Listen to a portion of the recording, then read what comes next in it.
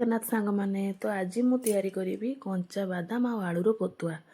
ତ ଏଠି ମୁଁ 3ଟା ଆଳୁକୁ ସରୁ ସରୁ କାଟି ନେଇଛି ଆଉ 2ଟା ପିଆଜ ପକେଇ ଦେଇଛି ଆଉ ମସଲାରେ କଞ୍ଚା ବାଦାମ ଆଉ ଜିରା ଶୁଖିଲା ଲଙ୍କା 3-4 ଫଡ଼ା ରସୁଣ ଆଉ ପିଆଜକୁ ପକେଇ ଦେଇଛି।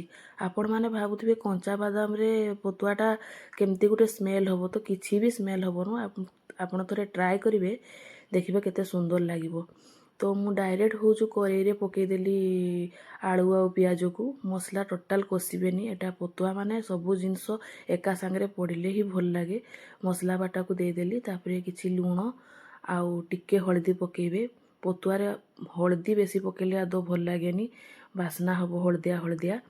ତ ମୋ ଜେଜେମା ଆଈ ଏମିତି କୁହନ୍ତି ପତୁଆରେ ହେଉଛି ହଳଦୀ ପକେଇଲେ ଭଲ ଲାଗେନି, ତା କଲର୍ଟା ଟିକେ ହାଲକା ଧୁବଲିଆ ଦେଖାଗଲେ ଭଲ ଲାଗେ।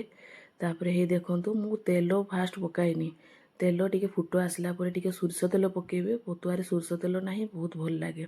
ତ ତାପରେ ପୁଣି ଢଙ୍କେଇ ଦେଲି। ତ ଦେଖନ୍ତୁ ମୋର ପତୁଆ ହବା ଉପରେ ଆସିଲାଣି, ଆଉ ଟିକେ ପାଣି ମରିବ।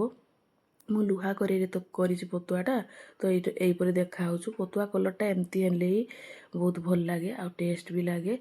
ତ ଲାଷ୍ଟକୁ ଟିକେ ସୋରିଷ ତେଲ ପକେଇବେ, ତାପରେ 2 ମିନିଟ୍ ଆଉ ଥରେ ଢଙ୍କେଇ ଦେବେ। ତ ତାପରେ ରେଡ଼ି ହେଇଗଲା। ଦେଖନ୍ତୁ କେମିତି ମୋର ପତୁଆଟା କେତେ ସୁନ୍ଦର ଦେଖାହେଉଛି। ଆକୁ ଭୁଜାରେ ଖାଇବେ ତ ବହୁତ ଭଲ ଲାଗିବ, ଆଉ ପଖାଳରେ ତ ପୁରା ଉଡ଼ିବ ଆଉ କ'ଣ।